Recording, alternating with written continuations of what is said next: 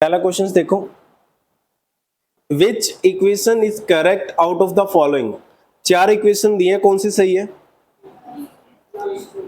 Assets equal to liability plus capital या capital plus liability, बात तो बराबर ही है। ठीक है, तो आंसर इज डी। पहले क्वेश्चन का आंसर डी होगा बेटा। The basic accounting equation is, basic accounting equation क्या होती है, इसमें भी क्या आएगा? अगेन डी, मिलते जुलते दोनों क्वेश्चन से बेटा। Difference between assets and liability is, assets और लायबिलिटी का डिफरेंस क्या होता है बेटा? कैपिटल। देखो, एसेट्स लायबिलिटी प्लस कैपिटल के बराबर होती है बेटा। ठीक है, अगर लायबिलिटी को इधर ले आओगे यानी एसेट्स माइनस लायबिलिटी, तो किसके बराबर रहेगा? कैपिटल। तो एसेट और लायबिलिटी का डिफरेंस क्या होगा? कैपिटल। तो इसका आंसर क्या होगा? A. Next question number 4, purchase of furniture on credit means, आप उधार पे अगर फर्नीचर खरीदोगे तो क्या होगा बेटा? फर्नीचर खरीदोगे उधार पे तो एसेट तो इंक्रीज होगी क्योंकि फर्नीचर आएगा, और लायबिलिटी इंक्रीज होगी, है ना। तो कौन सा आंसर आएगा क्वेश्चन नंबर 4 का? ए, इंक्रीज इन एसेट और increase in liability. Question number 5, if the business owner withdraw cash for his या her personal use, what will be the effect on capital? बेटा अगर मालिक पैसा निकाल के ले जाए बिजनेस से तो कैपिटल पे क्या इफेक्ट आएगा? कैपिटल से माइनस करेंगे यानी capital will decrease. Answer is D, decrease in capital. Question number 6, when cash is withdrawn bye proprietor, यानी अगर मालिक पैसा निकाल ले तो अकाउंटिंग इक्वेशन पे क्या इफेक्ट आएगा? बेटा कैश माइनस होगा, कैपिटल माइनस होगी। कैश बिजनेस की एसेट है तो एसेट भी माइनस और कैपिटल भी minus. Answer is B, items owned by the business that have monetary value. Assets, asset बेटा, कैपिटल नहीं। बिजनेस कौन सी चीजों को ओन करता है? मैंने एसेट का मतलब क्या लिखवाया था? एसेट्स वो सारी चीजें जो बिजनेस के नाम पे हैं और जिनकी वैल्यू है, दैट इज एसेट। ठीक है। Question number 8, main elements of accounting equations are, main element कौन से होते हैं? तीन ही है, एसेट, लायबिलिटी और capital. Answer is C. Question number 9, what will be the effect of the following transaction on the accounting equation? क्या transaction है बेटा? Good sold on credit to X, 10,000 का माल आपने 15 में बेचा है उधार पे। 10,000 का स्टॉक 15 में बेचोगे उधार पे, तो बेचने से बेटा 15,000 के डेटर इंक्रीज होंगे। एसेट पे क्या इफेक्ट आएगा? यहां देखो, देखो इसका आंसर कैसे करना होता है। अब क्वेश्चन नंबर 9 को आप कैसे करोगे? हमारी इक्वेशन है बेटा assets equal to liability plus capital. जब आप बेटा माल बेचोगे तो स्टॉक माइनस होगा। कितना स्टॉक माइनस होगा? एसेट में स्टॉक 10,000 रुपए माइनस होगा और डेटर प्लस हो जाएंगे। कितने डेटर प्लस होंगे? 15,000, क्योंकि बेटा आप स्टॉक बेच रहे हो उधार पे। जब आप माल उधार पे बेचते हो तो आपके डेटर्स क्रिएट होते हैं, स्टॉक कम हो जाएगा और डेटर में प्लस हो जाएगा। तो एसेट पे कितना इफेक्ट आया बताना प्लीज। हाँ जी, तो 5,000 एसेट इंक्रीज हो रही है, डिक्रीज हो रही है? इंक्रीज, प्लस वाली वैल्यू ज्यादा है ना बेटा, तो एसेट इंक्रीज हो रही है और जो प्रॉफिट है वो कैपिटल में क्या हो जाता है? प्लस। तो लायबिलिटी में तो कोई लेना देना है ही नहीं, तो 5,000 से कैपिटल इंक्रीज होगी और 5,000 से एसेट इंक्रीज होंगी। तो आंसर इज है इसमें कौन सा? लास्ट पॉइंट, एसेट्स 5,000 नहीं, ये तो माइनस में दे रखा है। नहीं बेटा, ये तो माइनस में दे रखा है, ये नहीं आएगा। नन ऑफ दिस कर दो इसमें। अगर वो ब्रैकेट नहीं लगाता तो फिर आंसर विल बी डी, क्योंकि दोनों प्लस होंगी, माइनस नहीं होंगी दोनों चीज। एसेट भी इंक्रीज होगी और कैपिटल भी इंक्रीज होगी। नेक्स्ट क्वेश्चन नंबर 10 क्या है? Calculate the amount of cash. Cash का अमाउंट कैलकुलेट करना है बेटा आपको। If other assets except cash, cash को छोड़ के बाकी सारी एसेट 10,000 की है, लायबिलिटी भी 10,000 की है और टोटल कैपिटल 5,000 की है। बेटा बैलेंस शीट हमने सीखी थी, आपको पता है। बैलेंस शीट में हमने क्या सीखा था? बिजनेस की दोनों लायबिलिटी किसके बराबर होती हैं? एसेट्स के। अकाउंटिंग इक्वेशन ही है बेटा, assets is equal to liability plus capital. एक साइड बिजनेस की सारी एसेट, एक साइड बिजनेस की लायबिलिटी और कैपिटल। कितनी है कैपिटल इस क्वेश्चन में बताना एक बार। कैपिटल कितनी? 5000। और लायबिलिटी कितनी है? 10,000। और एसेट्स कितनी है एक्सेप्ट कैश? कितनी है? 10,000। तो बेटा ये तो दोनों साइड बराबर होती है ना हमेशा। ये कितने रुपए छोटी है? तो ये 5,000 रुपए क्या माना जाएगा? कैश, क्योंकि एसेट में एक्सेप्ट कैश लिखा था, तो balancing value will be cash. आप बना सकते हो बेटा। तो है आंसर इसमें 5,000 की वैल्यू दे रखी है, answer will be C. Question number 10 में बेटा समझ आया आपको ये क्वेश्चन? ये थोड़ा थोड़ा दिमाग लगाना पड़ेगा, ऐसे है कुछ भी नहीं, बेसिक क्वेश्चंस है। अगर डाउट है इसमें तो बता दो मेरे को, पक्का? गुड। क्वेश्चन नंबर 11 पढ़ो। क्वेश्चन नंबर 11 पढ़ो बेटे। Which of the following is the correct accounting equation for repayment of loan 1,00,000 along with interest of ₹10,000? Along with का मतलब क्या होता है? इसके अंदर इंक्लूड है या वो अलग से है? नहीं, अलोंग विद इंक्लूड नहीं होता है। इंक्लूड के लिए इंक्लूडिंग वर्ड यूज करता हो। क्या वर्ड यूज करता? इंक्लूडिंग। वो क्वेश्चन कह रहा है आपने लोन अमाउंट 1,00,000 का पे किया अलोंग विद, यानी इसके साथ इंटरेस्ट 10,000, तो टोटल पेमेंट कितनी करी होगी? 1,10। तो एसेट कितनी माइनस होंगी बेटा? 1,10 की। बेटा अगर आप लोन पे करोगे और इंटरेस्ट पे करोगे तो कैश माइनस होगा ना, कैश बिजनेस की एसेट है, तो कितना माइनस होगा? कैश। तो एसेट 1,10 कम होंगी, लोन कितना कम होगा, यानी लायबिलिटी कितनी कम होंगी? 1,00,000। और जो इंटरेस्ट पे करा है वो बिजनेस का 1 साल का लॉस कहां से माइनस होता है? कैपिटल से। तो कैपिटल 10,000 माइनस होगी, लायबिलिटी 1,00,000 और एसेट 1,10,000। कैसे? यहां देखो, अगर आपकी अकाउंटिंग इक्वेशन होती है बेटा बिजनेस की एसेट्स लायबिलिटी प्लस कैपिटल के बराबर है, ठीक है। अब क्वेश्चन कह रहा है बेटा आपने टोटल पेमेंट 1,10,000 की करी है, तो कैश से 1,10,000 माइनस होगा, जो भी कैश होगा उसमें से 1,10 माइनस होगा। 1,00,000 लोन के पे करे और 10,000 इंटरेस्ट के पे करे, 1,10 पेमेंट चली गई। लायबिलिटी कितनी माइनस होगी? लोन 1,00,000 माइनस होगा और कैपिटल कितनी माइनस होगी? 10,000, क्योंकि बिजनेस के लिए इंटरेस्ट रिवेन्यू एक्सपेंडिचर है बेटा, और रिवेन्यू एक्सपेंडिचर बिजनेस के क्या होते हैं? लॉस। तो लॉस सारे कहां से माइनस होते हैं? कैपिटल से। तो मैंने आपको सिखाया था बेटा अगर आपने बिजनेस का लोन पे करना है, लोन और कैश से माइनस होगा। अगर बिजनेस का इंटरेस्ट पे करना है तो कैपिटल और कैश से माइनस होगा। तो इस केस में दोनों है बेटा, लोन भी पे कर रहे हो आप लोग और कैश भी, तो दोनों कैश से माइनस कर दो। लोन का अमाउंट लोन से माइनस करोगे, और जो इंटरेस्ट पे कर रहे हो वो बिजनेस का लॉस है, वो लोन पे नहीं कर रहे बेटा। इंटरेस्ट लोन नहीं है, इंटरेस्ट बिजनेस का क्या है? एक रिवेन्यू एक्सपेंस है, और सारे रिवेन्यू एक्सपेंस कहां से माइनस होते हैं? तो बताना प्लीज, उधर कितना माइनस हुआ? 1,10, इधर 1,00,000, इधर 10,000। देखो कौन सी इक्वेशन है ये? सी। 1,10,000 एसेट से माइनस, लायबिलिटी से 1,00,000 माइनस, कैपिटल से 10,000 माइनस, आंसर विल बी सी। समझ आ रहा है बेटा? बोल नहीं रहे आप कुछ, पार्टिसिपेट क्यों नहीं कर रहे बेटे? समझ नहीं आ रहा तो बता दो, स्लो चले थोड़ा। देखो बेटा एक रूल है अकाउंट्स का, हमेशा पहली तो एक्टिव होके बैठा करो क्लास में, ठीक है, और पार्टिसिपेट किया करो। जब मैं बार बार पूछता हूं ना ये चीजें, ऐसे नहीं पूछता, मैं जानबूझ के चाहता हूं कि तुम्हारे मुंह से निकले कोई चीज। अगर समझ नहीं भी आ रहा होगा तो समझ आ जाएगा अगर आप पार्टिसिपेट करोगे। जैसे इन्होंने कुछ बोला था और गलत बोल दिया था, तो इनका माइंड एकदम से क्लिक किया होगा, यार मैंने तो कैपिटल बोल दिया था, होती एसेट है, ओन्ड बाय द बिजनेस, मतलब एसेट्स, कैपिटल थोड़ी ओन्ड होती है।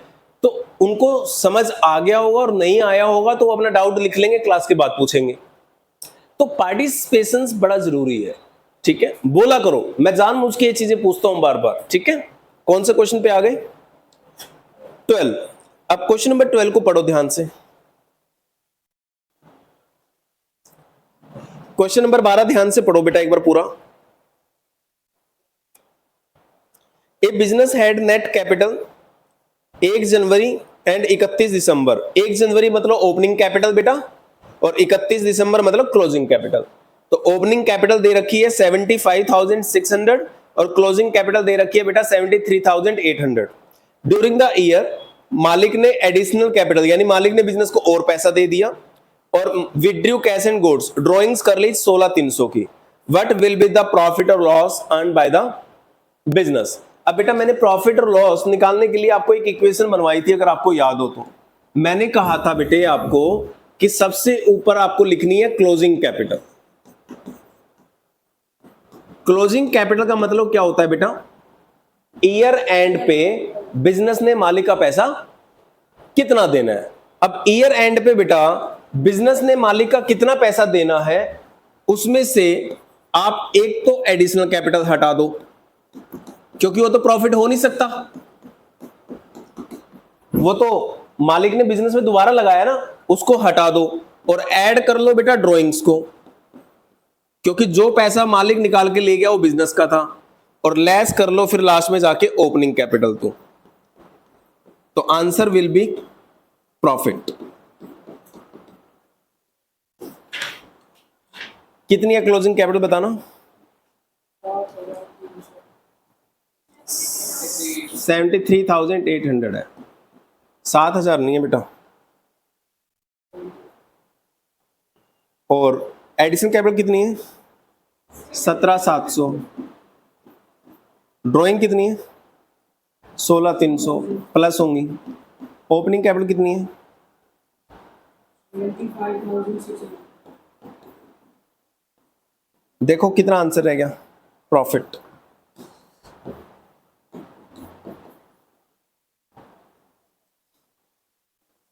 कितना रहेगा आंसर देखना, कैलकुलेट करो। 200। प्रॉफिट आया लॉस आया? मतलब प्लस में आ रही है, प्लस वाली वैल्यू ज्यादा है माइनस वाली? प्लस वाली ना। इसमें से सारी माइनस करके प्लस करके आंसर क्या आ रहा है, प्लस में या माइनस में? माइनस में आएगा सर। प्रॉफिट हो ही सकता है, लॉस हो। 32 रुपए माइनस में आ रहा होगा ना बेटा, तो लॉस है। लॉस को ब्रैकेट में लगा दो, लॉस लिख दो बेटा ब्रैकेट में, लॉस है ये। टेबल दोबारा समझ लेते हैं जी, कोई बात नहीं बेटा, हमने तो कॉन्सेप्ट करने हैं, ये लोग दोबारा समझते हैं टेबल। ध्यान से समझना कि ये टेबल कैसे काम करती है। सपोज करो बेटा, आप अपना एग्जांपल ले लो। आप एक बिजनेस करते हो और आपने बोला सर मैं आपके लिए बिजनेस करता हूं स्टार्ट, आप मुझे पैसा दो। मैंने कहा ठीक है, मैं आपको पैसे देता हूं, जो आप प्रॉफिट कमाओगे वो मेरा होगा। मैं आपको पैसा देता हूं, आप जो भी प्रॉफिट कमाओगे वो मेरा होगा। आपने बोला डन सर, जो मैं कमाऊंगा आपको दे दूंगा प्रॉफिट, मुझे बिजनेस करने दो। तो बेटा मैंने आप लोगों को 1 लाख रुपए दे दिया स्टार्टिंग में। ईयर के स्टार्टिंग में 1 अप्रैल को बिजनेस स्टार्ट करने के लिए कितना पैसा दे दिया मैंने आप लोगों को? 1 लाख।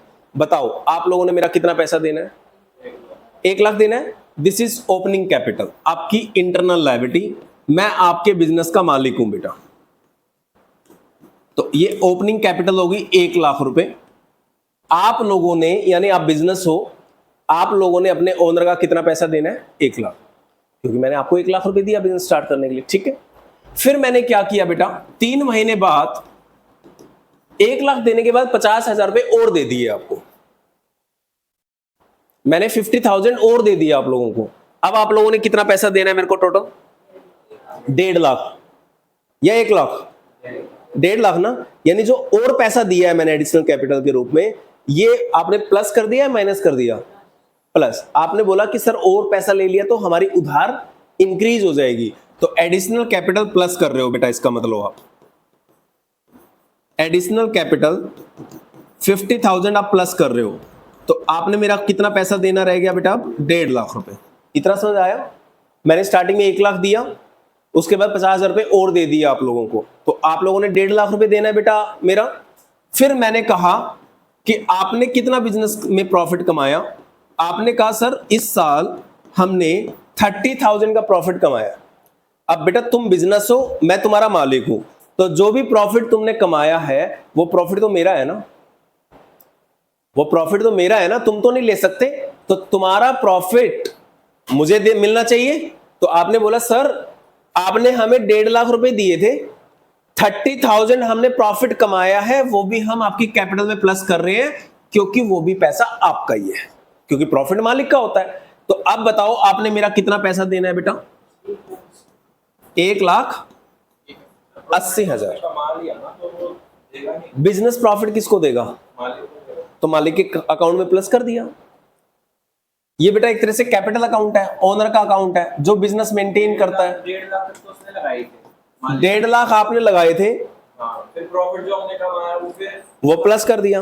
ये तो भी वो चीज चल रही है ना जो हमें मालिक को देनी है ना, मतलब इतना पैसा हमें देना है, तो हमने तो अभी बिजनेस से जो उसने 1.5 लाख रुपए लगा दिए, 30,000 का तो प्रॉफिट हुआ। हाँ, तो ये 1,80 क्यों देना है फिर? कितना देना है फिर? कम नहीं होना चाहिए, 1,20 नहीं होना चाहिए। तो तुमने तो लॉस कर दिया मेरा। 1.5 लाख रुपए लेके ये कह रहे सर 1,20 देना है, बताओ प्रॉफिट हुआ है तो वो तो मैं पहले दे दूंगा ना। नहीं, दे नहीं दोगे। कैश में कोई ट्रांजेक्शन नहीं होती, ओनर और बिजनेस के बीच में कोई ट्रांजेक्शन नहीं होती कैश में। आप मेरे अकाउंट के थ्रू ही करोगे जो एडजस्टमेंट करोगे। आप ये कह रहे हैं सर मैं दे दूंगा ना, क्या मैंने कोई एग्जांपल एज्यूम किया अभी देने का कि बिजनेस ने मालिक को कुछ दिया? तो अभी क्यों एज्यूम कर रहे हो बेटा दे दूंगा? अभी आपने प्रॉफिट कमाया है, बता दो मेरा है या नहीं है, बस। मेरा है तो मेरे अकाउंट में प्लस कर दो ना, क्या दिक्कत है? 1.5 लाख रुपए तो मैंने दे रखे हैं, वो तो मेरे ही हैं, और 30 तुमने प्रॉफिट कमा लिया मेरे लिए, तो मेरा तो पैसा बढ़ गया ना तुम्हारे पास। मेरा तो पैसा 1,80,000 हो गया। अभी मैंने आपसे कुछ नहीं लिया, मतलब अभी हमारे पास ही है, तुम्हारे पास ही है। अब लूंगा एग्जांपल, अब कितना लेना है जी मैंने बिजनेस से? 1,80। दोबारा समझ लो बेटा, कोई दिक्कत नहीं है, बड़ा सिंपल कॉन्सेप्ट है। मैंने एक अपने बिजनेस को 1 लाख रुपए दिया, तो 1 लाख लेना है मैंने अपने बिजनेस से। मैंने अपने बिजनेस को 50 और दे दिए, तो अब 1.5 लाख रुपए लेना है मैंने अपने बिजनेस से। मेरे बिजनेस ने 30,000 प्रॉफिट कमाया, और बिजनेस का प्रॉफिट मालिक का होता है, तो मालिक का तो पैसा बढ़ जाएगा ना बिजनेस में। 1.5 में 30 प्लस कर दो, मैंने अब बिजनेस से कितना लेना हो गया? 1,80। ठीक है, 1,80,000 में से बेटा मैंने कुछ पैसा विड्रॉ कर लिया। जैसे ये कह रहा था सर मैं आपको दे दूंगा ना ड्रॉइंग्स, मैंने बिजनेस से बेटा कुछ पैसा निकाल लिया, कुछ पैसा विड्रॉ कर लिया। कितना पैसा विड्रॉ कर लिया? एज्यूम करता हूं 10,000। मैंने 10,000 रुपए निकाल लिए बेटा अपने बिजनेस से। अब जब मैं अपने बिजनेस से पैसा निकालूंगा तो बेटा मेरा पैसा कम हो जाएगा बिजनेस में। अगर बिजनेस को दूंगा तो मेरा पैसा बढ़ जाएगा, और बिजनेस से अगर मैं अपना पैसा निकालूंगा तो मेरा पैसा कम हो जाएगा ना, इसलिए कम कर रहा हूं बेटा। तो ईयर एंड पे 1 साल के बाद कितना पैसा बच गया बेटा मेरा? दैट इज क्लोजिंग कैपिटल, यानी मालिक का बिजनेस में बेटा 1,70,000 रुपए पड़ा है अभी ईयर एंड पे। समझ आया? समझ आया? पक्का? ये इक्वेशन बेटा अगर मैं एक रिक्शा वाले को पकड़ लूं और एक रिक्शा वाले को बोलूं देख तू मेरे लिए रिक्शा चलाएगा, सारा पैसा मैं लगाऊंगा, लेकिन रिक्शा चलाने से जो प्रॉफिट होगा वो मेरा। रिक्शा वाले ने हाँ भर ली, कह रहे सर मेरी सैलरी दे देना, उसके बाद जो प्रॉफिट होगा वो आपका। मैंने रिक्शा वाले को 1 लाख रुपए दिए स्टार्टिंग में। कितना पैसा लेना है मैंने रिक्शा वाले से? 1 लाख। मैंने रिक्शा वाले को 50,000 रुपए और दे दिए उसी साल। अब कितना लेना है रिक्शा वाले से? 1.5 लाख। रिक्शा वाले ने मेरे को 30,000 का प्रॉफिट कमा के दिया। दिया का मतलब कैश नहीं दिया, उसके पास ही है पैसे। उसने बताया है कि सर मैंने 30,000 प्रॉफिट कमा लिया। तो जो प्रॉफिट उसने कमाया है वो किसका पैसा है? मेरा ना। तो मैं रिक्शा वाले को बोलूंगा देख मैंने तेरे को 1.5 लाख रुपए दे रखे हैं और 30,000 जो तूने प्रॉफिट कमाया वो भी मेरा ही है। तो अब मैंने तेरे से कितना पैसा लेना हो गया एक तरह से? 1,80। और 1,80,000 में से अगर मैं रिक्शा वाले से 10,000 रुपए मांग लूं तो कितना पैसा रह जाएगा मेरा उसके पास? ये बेटा बिजनेस के केस में आप रिक्शा वाले को बिजनेस समझ लो। क्लियर हुआ? अब इसमें कोई डाउट है तो बताओ आप लोग। पक्का कोई डाउट नहीं है? Yes, are you sure? यही वाला पॉइंट पूछ रहे थे आप मेरे से कि वो स्टेटमेंट वाला सर दोबारा कर सकते हैं क्या? इसको बताओ। ये सीधा तरीका है बेटा, ओपनिंग से क्लोजिंग पे कैपिटल पे जाने का सीधा तरीका है ये, और आराम से समझ में आ सकता है। समझ आ सकता है ना? तो बेटा अब अगर क्वेश्चन आपसे नेट प्रॉफिट पूछे कितना है, क्वेश्चन आपको ना बताए, छुपा दे इसको नेट प्रॉफिट को, और बाकी सारी वैल्यू दे दे, ये भी ये भी ये भी, हर चीज दे दे आपको, और आपसे बोले कि बेटा बताओ प्रॉफिट कितना कमाया, तो बड़ा आसान है बेटा, प्रॉफिट को तो छुपा लो। प्रॉफिट कितना है? 30,000 को याद रखना, इसको हटा देते हैं हम, ये देखो 30,000 अपने आप आ जाएगा, इसको छुपा देते हैं। अगर क्वेश्चन मेरे को नहीं भी देगा ना, मैं निकाल लूंगा इसको, 30,000 को दिखना नहीं चाहिए ये। क्लोजिंग कैपिटल कितनी है? 1,70,000 में ड्राइंग क्या हो रखी है बेटा, माइनस या प्लस? माइनस हो रखी है, तो ड्राइंग को वापस क्या कर दो, प्लस। कितना हो गया क्लोजिंग कैपिटल में ड्राइंग प्लस करोगे तो 1,70 प्लस 10 आ गया 1,80। 1,80 में ये दोनों कैपिटल, ओपनिंग और एडिशनल कैपिटल यानी 1.5 लाख प्लस हो रखी है, ये माइनस कर दो 1,80 में से। 1,80 में से 1.5 लाख माइनस करो, कितना रह गया? 30। तो प्रॉफिट कितना था? तो बेटा मैंने वहां क्या किया है, क्लोजिंग कैपिटल लिखी, यानी जो एंड में आई, उसमें ऐड करा ड्रॉइंग्स, देखो ड्रॉइंग्स ऐड हो रखी होगी नीचे, ये वाली ड्रॉइंग क्योंकि माइनस हो रखी है, और ओपनिंग और एडिशनल कैपिटल माइनस कर रखी होगी, तो यही तो किया बेटा वहां पे, समझ गए?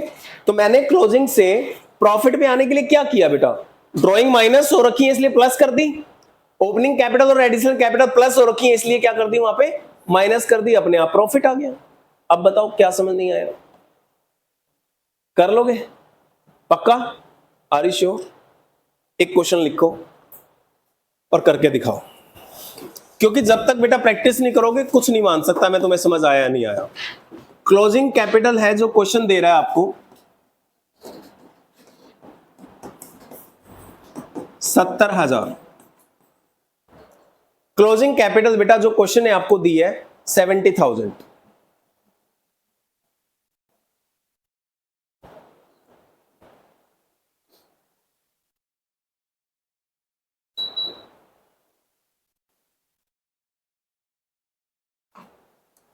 नेक्स्ट प्रॉफिट क्वेश्चन, नहीं प्रॉफिट तो बेटा आपको निकालना है, this is question mark.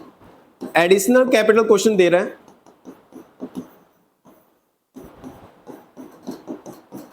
25,000। Drawings question आपको दे रहा है बेटा 9,000। ओपनिंग कैपिटल क्वेश्चन आपको दे रहा है बेटा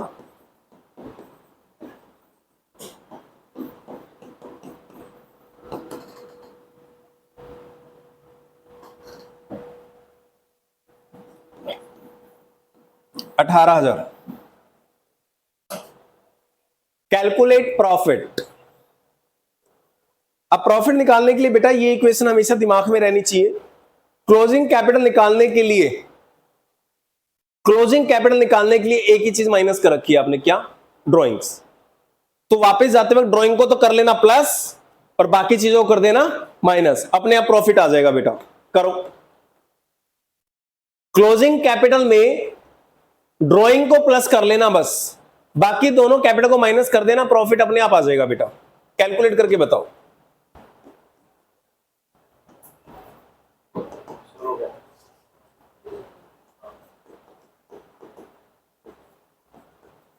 एडिशनल कैपिटल 25 माइनस करो, जो भी आएगा उसमें से फिर ओपनिंग कैपिटल भी माइनस कर दो।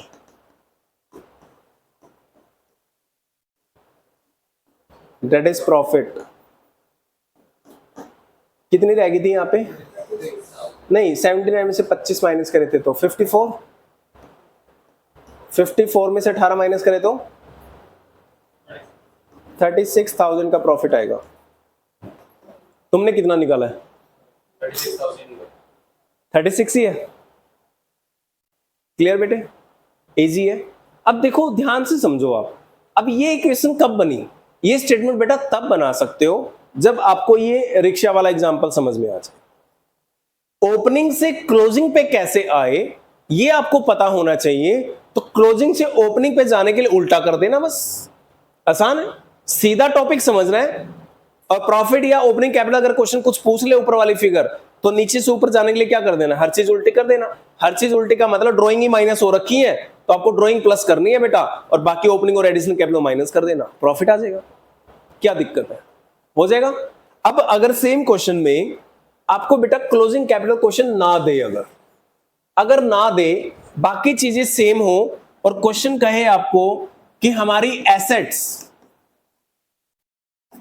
एज ऑन 31 मार्च 2024 बेटा 90,000 की है और क्रेडिटर्स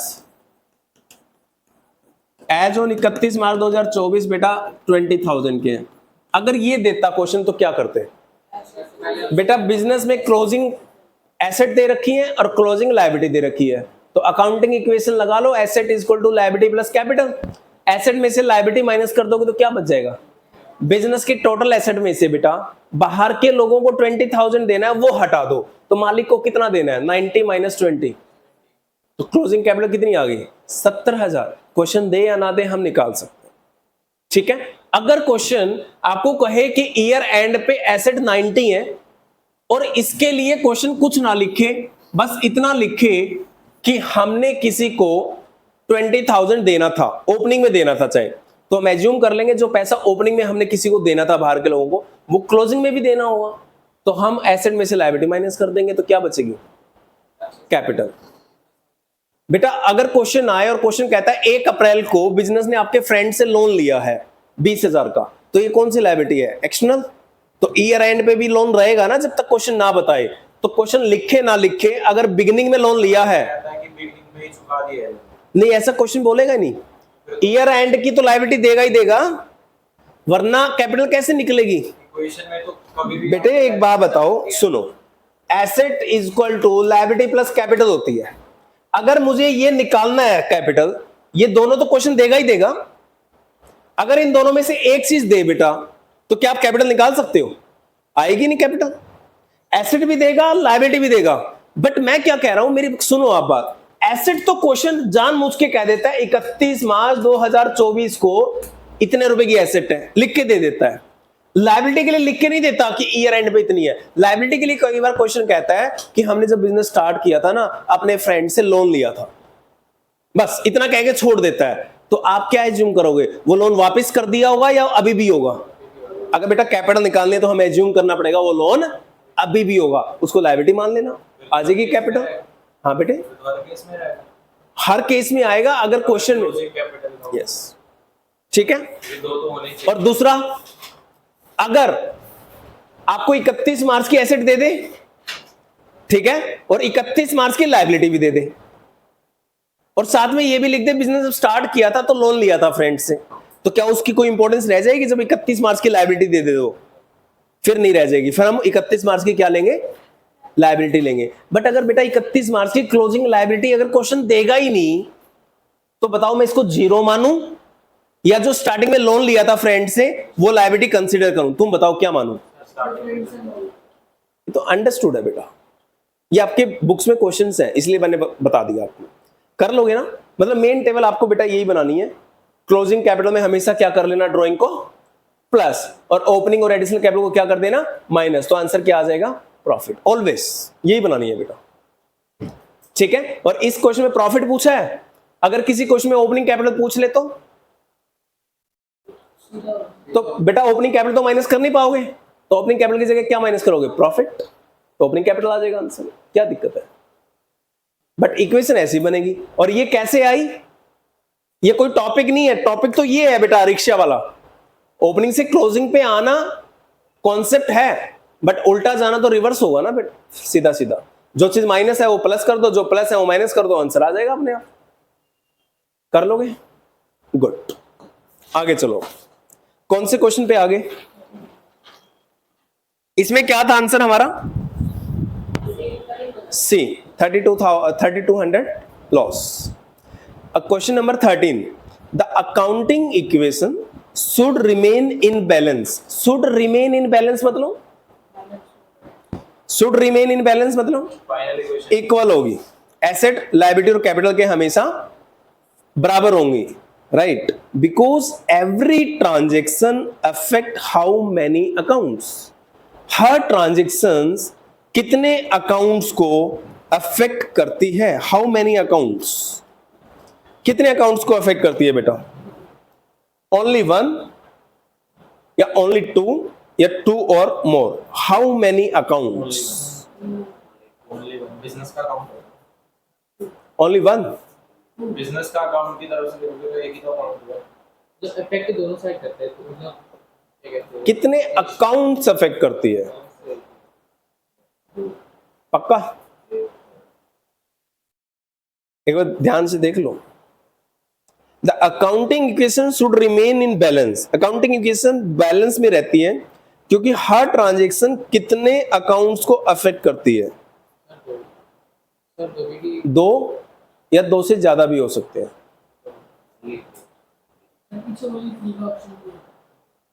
थ्री तो होंगे नहीं बेटे, थ्री तो होंगे नहीं। हर ट्रांजैक्शन तीनों को करती है क्या?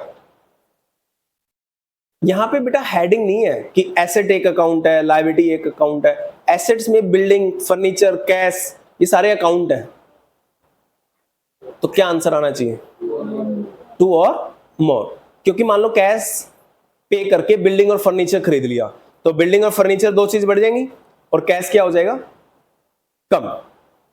तो टू और मोर। चलो एक एक करके ना हम एग्जांपल समझते हैं, तो मैं गलत साबित करता हूं हर केस में। आओ, assets is equal to liability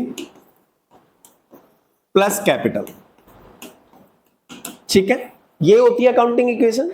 अगर तुम कहते हो सर तीनों अफेक्ट होंगे, अगर तुम कहते हो सर तीनों अफेक्ट होंगे हर एवरी ट्रांजैक्शन में, हर ट्रांजैक्शन से, मैं तुम्हें गलत साबित करता हूं। मालिक अगर बिजनेस में पैसा लगाएगा तो कैश और कैपिटल में आएगा, लायबिलिटी तो अफेक्ट नहीं हो रहा। तो इसका मतलब तीनों, ऑल थ्री, गलत है या नहीं है?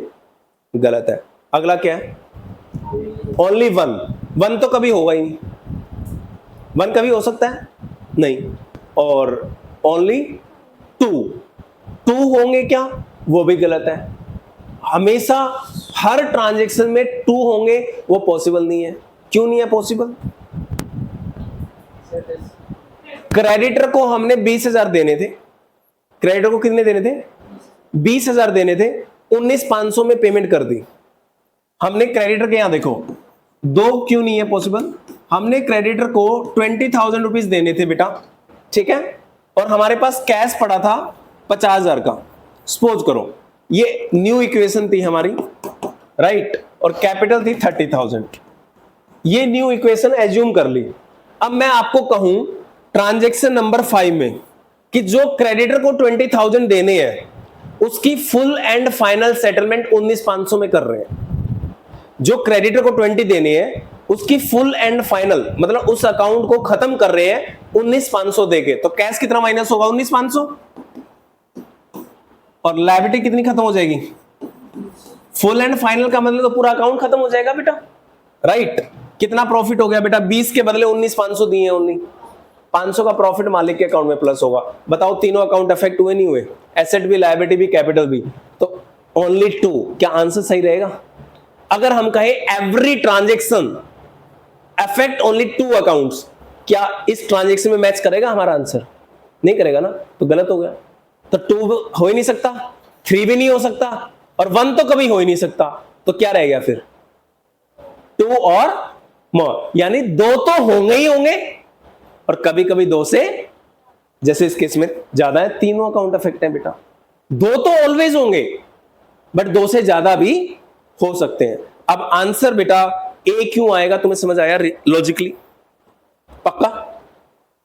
अगर आप कहोगे ओनली एक ही होगा, वो तो कभी नहीं होगा। आप कहोगे दो, हाँ यस, दो हो सकते हैं, बट किसी किसी केस में दो से ज्यादा भी होते हैं, जैसे इस केस में दो से ज्यादा है बेटा, ठीक है। और तीन हमेशा होंगे, वो जरूरी नहीं है। इस केस में तीन अफेक्ट हो रहे हैं, बट ऑलवेज तीन अकाउंट अफेक्ट नहीं होंगे। फर्नीचर खरीदा पैसे देके, कितने अकाउंट अफेक्ट हुए? फर्नीचर और कैश। क्लियर बेटा? क्लियर है आपको? तो बताओ, फिर आगे चलेंगे। देखो क्लियर है ना? पक्का? नेक्स्ट। आप बोल नहीं रहे ना, इसलिए क्वेश्चन नंबर 14 पे आ जाओ। क्वेश्चन नंबर 14 बेटा, ये एक एक नंबर के क्वेश्चंस हैं। इसका मतलब ये नहीं बेटा कि हम इनका ना रट्टा मार के कोई भी आंसर कर दे। हर एक क्वेश्चन में हर एक टॉपिक सीखने को मिलता है। अगर आप इन क्वेश्चंस को एक एक नंबर एक क्वेश्चन मान के पढ़ोगे तो आपके लिए नॉर्मल क्वेश्चन है बेटा, आंसर देखो और करते जाओ। और अगर इनको आप कॉन्सेप्ट मान के पढ़ोगे कि यस इस क्वेश्चन को हम इस तरीके से पढ़ें कि इस एक नंबर के क्वेश्चन से मुझे क्या नया सीखने को मिल सकता है, तो बेटा हर एक क्वेश्चन में एक बढ़िया टॉपिक है, बढ़िया कॉन्सेप्ट है, जैसे इसके अंदर कॉन्सेप्ट था। ठीक है ना। अब कोई बच्चा कहेगा 2 एंड मोर, तो आपको पता होना चाहिए 3 एंड मोर क्यों नहीं हो सकता, 1 एंड मोर क्यों नहीं हो सकता, क्योंकि 1 कभी भी इफेक्ट होता ही नहीं है, 3 हमेशा कभी इफेक्ट होते नहीं है। हाँ 2 होते ही होते हैं और कई बार 2 से ज्यादा भी होते हैं, तो इसलिए आंसर आएगा 2 और मोर। नेक्स्ट 14 में देखो क्या नया है बेटा, if the owners equity, what is the meaning of owners equity, question number 14 में ओनर्स इक्विटी का मतलब क्या होता है, कैपिटल। कैपिटल कितनी है, क्रेडिटर्स इक्विटी, क्रेडिटर्स इक्विटी मतलब लायबिलिटी कितनी है 40। बेटा कैपिटल भी पता है, लायबिलिटी पता है, लायबिलिटी प्लस कैपिटल क्या होता है, एसेट। तो एसेट का आंसर कितना आएगा, answer is B for Bombay. Question number 15 बेटा सोर्स डॉक्यूमेंट, ये चैप्टर नंबर 7 है हमारा, ठीक है, इसको पेंडिंग छोड़ दो बेटा, ये क्वेश्चन मैं नहीं करा सकता क्योंकि ये चैप्टर नंबर 7 में है। ठीक है, यहां गलती से आ गया क्वेश्चंस, 1-2 क्वेश्चंस होंगे जो इधर उधर चैप्टर से आ जाते हैं बीच में, तो ये इस चैप्टर का है ही नहीं question. Next, accounting equation is also known as, accounting equation is also known as balance sheet, क्योंकि बैलेंस शीट क्या होती है, अभी मैंने बनवाई थी, एक साइड सारी क्या आती है लायबिलिटी, एक साइड सारी क्या आती है एसेट्स, एसेट्स दोनों लायबिलिटी के बराबर होती है, तो बैलेंस शीट इक्वेशन मतलब accounting equation, sorry transactional equation क्या हुआ, बैलेंस शीट बेटा देखो ये है, आप चारों में से आंसर तो एक ही दोगे ना, बैलेंस शीट ये थी जो मैंने अभी करवाई थी आपको, ये बैलेंस शीट है बेटा। ठीक है, बैलेंस शीट में क्या होता है, हर कंपनी बैलेंस शीट बनाती है अपने बिजनेस की, एक साइड सारी एसेट आती है, एक साइड सारी लायबिलिटी आती है, तो ये क्या है, यही तो अकाउंटिंग इक्वेशन सिखाती है, बिजनेस की एसेट बिजनेस की टोटल लायबिलिटी के बराबर आती है।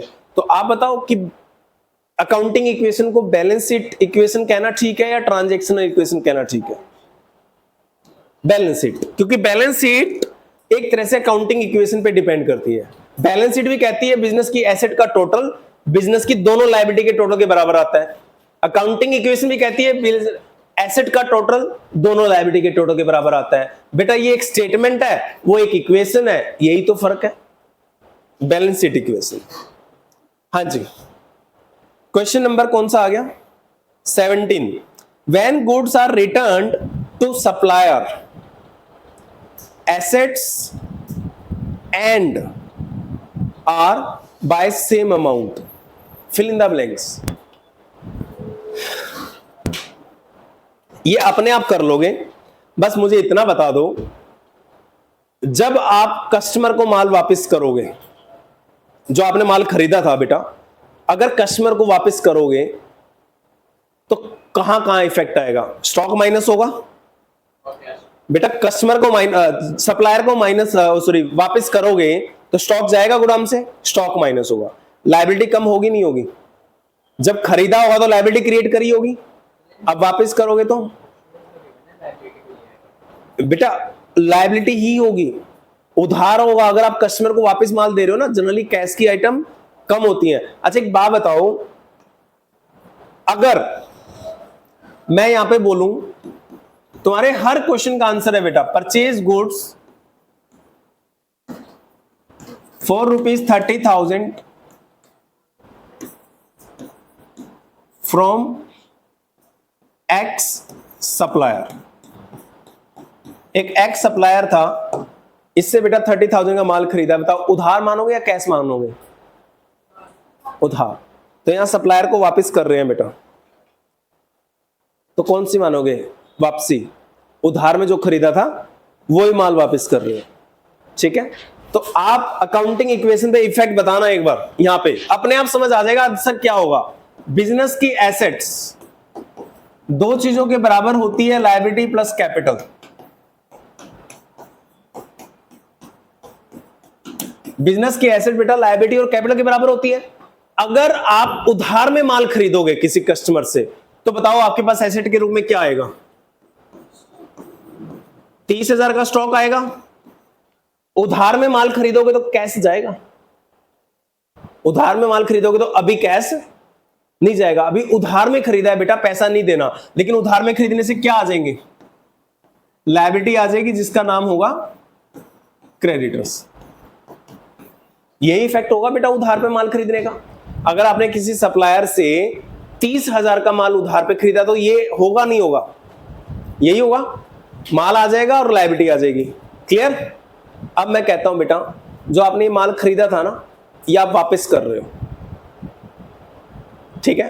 पूरा वापस कर रहे हो या आधा वापस कर रहे हो? हम पूरा वापस मान लेते हैं, पूरा वापस कर रहे हो, तो बताओ स्टॉक प्लस होगा या माइनस होगा वापस करने से? एक ही बोलो बेटा, या माइनस या प्लस, तुक्का नहीं। स्टॉक माइनस होगा बेटा। देखो आप कस्टमर को, सप्लायर को वापस करोगे तो स्टॉक जाएगा, तो बताओ लायबिलिटी बढ़ जाएगी स्टॉक देने से या लायबिलिटी कम हो जाएगी? सेम अमाउंट से या कम अमाउंट से? लायबिलिटी कम हो जाएगी बेटा। समझ गए? इसका मतलब दोनों चीज कम होंगी। क्या क्या कम होंगी? स्टॉक और क्रेडिटर्स। स्टॉक और क्रेडिटर्स दो चीजें कम होंगी। देखो नाम पूछ रहा है फिल इन द ब्लैंक्स में, क्या लिख रहा है?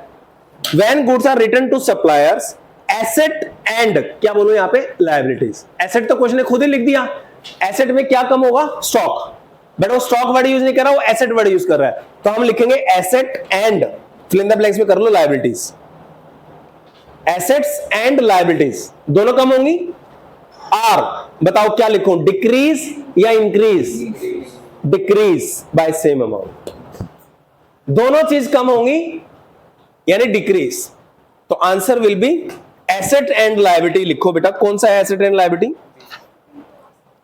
एसेट तो क्वेश्चन ने लिख दिया, fill in the blanks liability आएगा, लायबिलिटी और डिक्रीज। तो लायबिलिटी और डिक्रीज कौन सा है? बी। बी फॉर बॉम्बे, तो answer will be B. Clear हुआ बेटा? अगर आपको ये अकाउंटिंग इक्वेशन आती है, इसके प्रैक्टिकल क्वेश्चंस आते हैं, तो आपको ये वाले क्वेश्चन भी आने चाहिए। अगर आपने ये अच्छे से नहीं सीखी, प्रैक्टिस नहीं करी, तो यहां पे प्रॉब्लम आएगी ही आएगी। ठीक है? तो हमारे टॉपिक्स कितने स्ट्रॉन्ग हैं, इन क्वेश्चन से अपने आप पता लग जाते हैं हमें, राइट? तो अगर आपको बेटा कोई दिक्कत है, परेशानी है, तो मेरे को बताना, हम इन क्वेश्चनों की प्रैक्टिस दोबारा कर लेंगे। जो जो ट्रांजैक्शन में आपको दिक्कत आती है, प्लीज टेल मी कि सर ये वाली ट्रांजैक्शन है जिसमें मेरे को दिक्कत आती है, उनको दोबारा कर लें। ठीक है? कौन से क्वेश्चन पे आ गए हम? 18 पढ़ो एक बार। 18 देने कुछ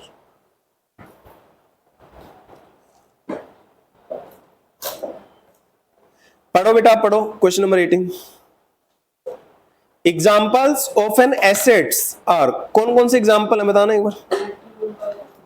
है a loan given to the company, हमारी कंपनी ने लोन ले रखा है तो लायबिलिटी है, एसेट तो हो नहीं सकती, हटाओ। Factory owned by the company, owned मतलब फैक्ट्री की ओनरशिप हमारे बिजनेस के पास है, तो ये तो एसेट है ही है।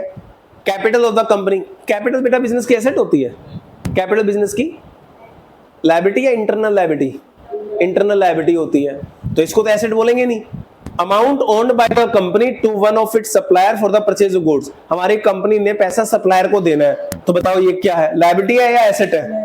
तो सारी बेटा लायबिलिटी है, एक ही है एसेट। वो answer is B, question number 18 में।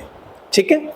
नेक्स्ट क्वेश्चन नंबर 19 पढ़ो। हाँ बेटे, loan given to the company, loan given to the company, to company यानी बैंक ने कंपनी को लोन दे रखा है, आपकी कंपनी ने बैंक से लोन ले रखा है।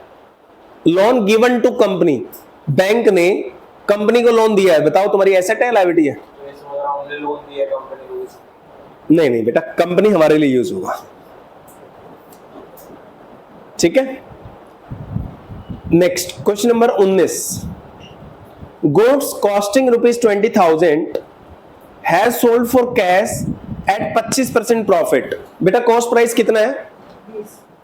20,000 का माल 25% प्रॉफिट पे बेचा है बेटा, तो कितना होता है 25% बेटा इसका? 5,000। तो 20,000 का 25% 5,000, 20,000 प्लस 5, 25,000 में माल बेचा होगा, तो क्वेश्चन क्या पूछ रहा है आपसे, what amount cash will increase, बताओ पैसे कितने आएंगे कस्टमर से, 20 आएंगे या 25 आएंगे, 25, तो amount answer will be B 25,000। 20 पढ़ो, question number 20। Neeraj Limited is engaged in a laptop trading business. The total assets of the business are rupees and outsider liabilities. What will be the owner's equity? Owner's equity का मतलब क्या पूछना चाह रहा है बेटे आपसे? कैपिटल। तो बताओ ना क्या दिक्कत है, बिजनेस की एसेट लायबिलिटी प्लस कैपिटल के बराबर होती है। एसेट बिजनेस की दे रखी है 10,40,000 की और लायबिलिटी दे रखी है बिजनेस की 1,80,000 की, और क्वेश्चन कह रहा है कैपिटल बता दो बेटा। कैपिटल अपने आप निकल जाएगी, इसको इधर ले आओ, उधर प्लस में इधर लाओगे तो माइनस हो जाएगा। 10,40 माइनस 1,80 कितना आंसर आएगा कैपिटल? हाँ 8,60,000 9 या 8 860 आएगा। देख लो बेटे, बेटा 10,40 में से 1,00,000 माइनस करोगे तो 9,40 तो यही आ गया, और 9,40 में से फिर 80 और माइनस करो तो 8,60,000 आंसर है बेटा सी। आ जाओ क्वेश्चन नंबर 21। गुड्स कॉस्टिंग 15,000 का माल 20% प्रॉफिट पे बेचा है बेटा। 15,000 का 20% कितना होता है? 20 बटा 100, 20 को 100 से 5 को 15 से डिवाइड करोगे 3,000। 3,000 का प्रॉफिट है तो 15 का माल 18 में बेचेंगे। What amount of stock will decrease, stock कितना कम होगा 18 या 15? स्टॉक में से बेटा हमेशा कॉस्ट प्राइस कम होता है, प्रॉफिट स्टॉक में से माइनस नहीं होता, कॉस्ट प्राइस ओनली 15,000 बेटा, 15,000 स्टॉक से माइनस होंगे। 22 बेटा चैप्टर नंबर 7 है, इसको छोड़ दो, ये चैप्टर नंबर 7 में देखेंगे। Question number 23। The owner invest personal cash in the business. बेटा अगर मालिक बिजनेस के अंदर पैसा इन्वेस्ट कर दे, क्वेश्चन नंबर 23 में कह रहा है बिजनेस अगर ओनर अगर बिजनेस में पैसा इन्वेस्ट कर दे तो कहां कहां प्लस होता है? एसेट्स लायबिलिटी प्लस कैपिटल के बराबर होती है, तो बेटा कैश इंक्रीज हो जाएगा। मान लो 1,00,000 रुपए प्लस करेगा और ये 1,00,000 कहां आएंगे? कैपिटल में। तो बेटा कैश और कैपिटल, आंसर इज डी। नहीं, हाँ डी, एसेट इंक्रीज और इक्विटी। इक्विटी मतलब कैपिटल बेटा, कैपिटल इंक्रीज, एसेट भी इंक्रीज होगी कैपिटल भी इंक्रीज होगी। कैपिटल को बेटा इक्विटी के नाम से जान सकते हो आप।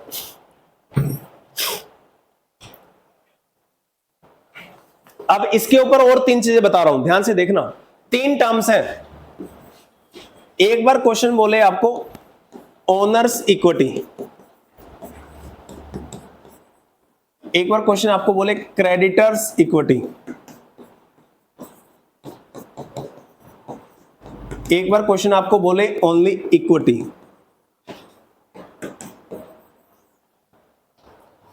ओनर्स इक्विटी नाम से क्लियर है, मालिक का पैसा। क्रेडिटर्स इक्विटी नाम से क्लियर है, क्रेडिटर लग गया तो बाहर के लोगों का पैसा यानी लायबिलिटी। और ओनली अगर इक्विटी बोले तो आप बताओ बाहर की लायबिलिटी बोलोगे या इंटरनल लायबिलिटी बोलोगे? ओनली इक्विटी बोले तो नहीं, ओनर्स इक्विटी।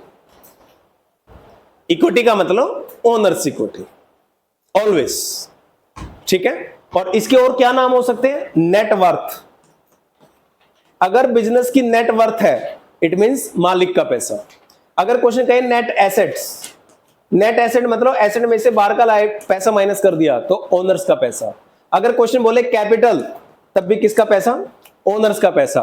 तो कुछ भी बोले बेटा equity, capital, net worth, net assets या ओनर्स इक्विटी, ये सारा होता है कैपिटल, ठीक है। लेकिन इक्विटी के आगे गलती से क्वेश्चन क्रेडिटर या आउटसाइड इक्विटी लगा दे, क्या बोल दे यहां पे? आउटसाइड इक्विटी, तब आप कह सकते हो दिस इज लायबिलिटी, बाहर की लायबिलिटी मतलब। क्लियर? नेक्स्ट कौन से क्वेश्चन पे आ गए हम लोग? 24. Which of the following is not a asset asset क्या नहीं है? लोन एसेट नहीं है बेटा। अगर क्वेश्चन ओनली लोन लिखा है तो हम मानेंगे हमेशा कि लोन हमने लिया होगा, तो ये एसेट, ये तो लायबिलिटी है। लैंड एसेट है, yes. Building, yes. Investment, yes. ये तीनों तो एसेट होती है बेटा, इसका मतलब लोन हमारी एसेट नहीं है। Question number 25, what shall be the amount of capital? बेटा क्वेश्चन ना कैपिटल का अमाउंट पूछ रहा है, कितनी प्रकार की एसेट दे रहा है बेटा आपको एक बार बताओगे? 3 एसेट दे रहा है, कैश, फर्नीचर, स्टॉक। तीनों एसेट कितने की हैं? 47 एसेट है 47,000 की बेटा, और लायबिलिटी कितने की है? 6,000 की। और क्वेश्चन हमसे कैपिटल पूछ रहा है बेटा, तो कैपिटल निकालनी है तो लायबिलिटी को इधर ले आओ, माइनस हो जाएगी।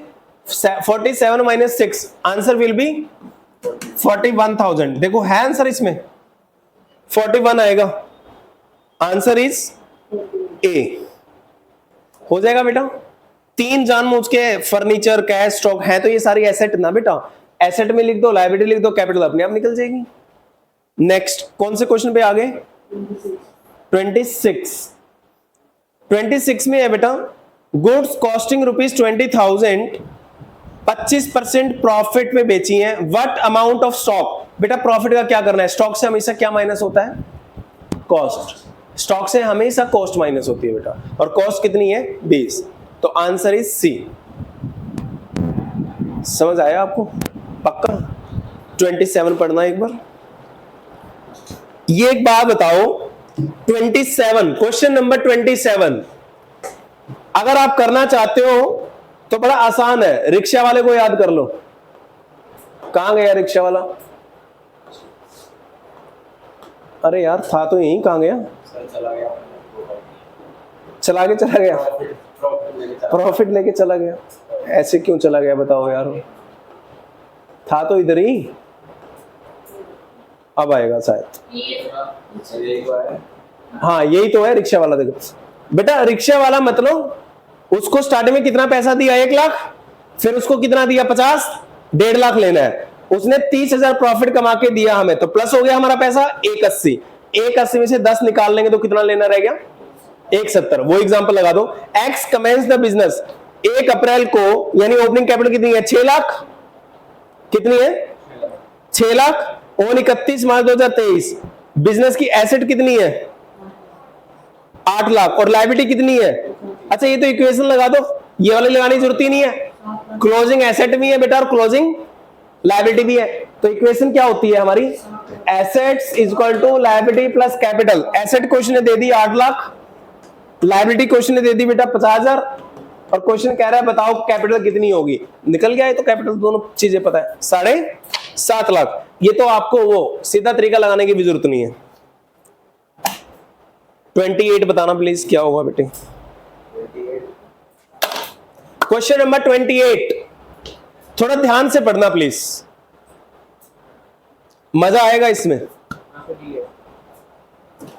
देयर विल बी, मुझे नहीं पता क्या कह रहा है, by same amount, fill in the blanks में कुछ बताना है हमें। When a land is purchased by paying the amount from bank account, आपने एक जमीन खरीदी लोन लेके या अपने बैंक से पैसा पे करके, बस ये बता दो। नहीं डी तो होगा, लोन लिया है या अपना पैसा यूज किया है? बिजनेस ने अपना पैसा यूज किया बेटा, bye paying the amount from bank account. Bank account मतलब बिजनेस का बैंक अकाउंट। तो एसेट कम होगी, एसेट में क्या कम होगा? बैंक कम होगा और लैंड इंक्रीज होगी, तो answer is D, decrease in one asset. एक एसेट कम होगी, क्या नाम है एक एसेट कम होगी जो? Bank. Increase in another asset, कौन सी एसेट इंक्रीज होगी? लैंड। एक एसेट इंक्रीज, एक एसेट डिक्रीज। क्लियर?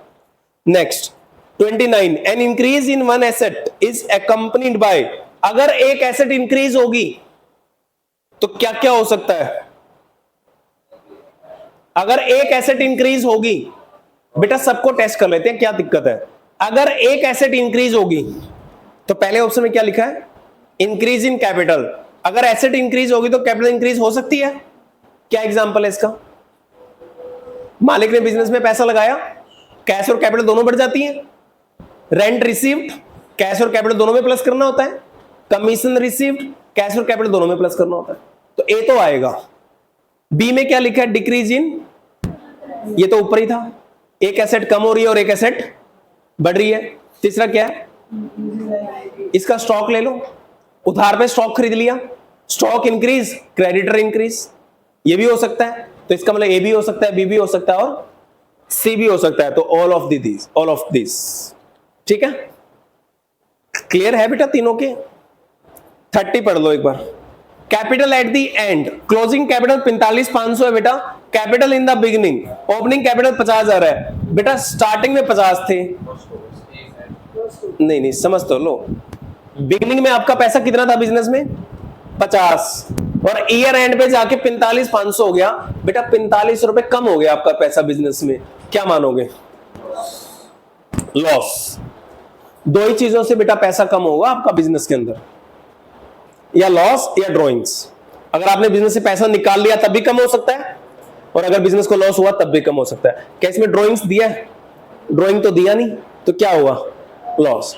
अगर वहां पे लिखा होता बेटा नीचे 45 रुपए लॉस, और बी में लिखा होता 45 रुपए ड्रॉइंग्स, और नीचे होता बोथ ए एंड बी, तो क्या लिखते? दोनों भी हो सकते हैं, या ए भी हो सकता है या बी भी हो सकता है। बट ड्रॉइंग का ऑप्शन है नहीं, तो हम आंसर क्या लिखेंगे? 4500 रुपीज लॉस, क्योंकि लॉस के कारण मालिक का पैसा क्या हो जाता है बेटा? कम। कितने क्वेश्चंस हो गए? 30, ठीक है। बाकी क्वेश्चन बेटा हम नेक्स्ट क्लास में करेंगे। हमारे 30 क्वेश्चंस हो गए।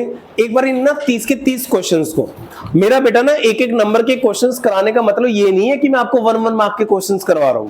मेरा मतलब है कि इस चैप्टर में बेटा जितने भी टॉपिक्स हमने सीखे हैं अभी तक, उन टॉपिक्स को अगर हमें स्ट्रॉन्ग करना है, उन टॉपिक्स पे अगर हमें अपनी ग्रिप बढ़ानी है, इंक्रीज करनी है, तो उसका एक मात्र तरीका बेटा, हर पॉइंट के ऊपर आपके दिमाग में क्वेश्चन आना चाहिए कि ये चीज क्यों कर रहे हो सर प्लस, और क्यों कर रहे हो माइनस। तो एक बार जाके बेटा आप लोग देखना।